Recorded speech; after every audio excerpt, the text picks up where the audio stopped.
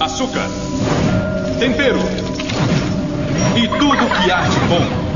Estes foram os ingredientes escolhidos para criar as garotinhas perfeitas. Mas o professor Otônio acidentalmente acrescentou um ingrediente extra na mistura: o elemento X.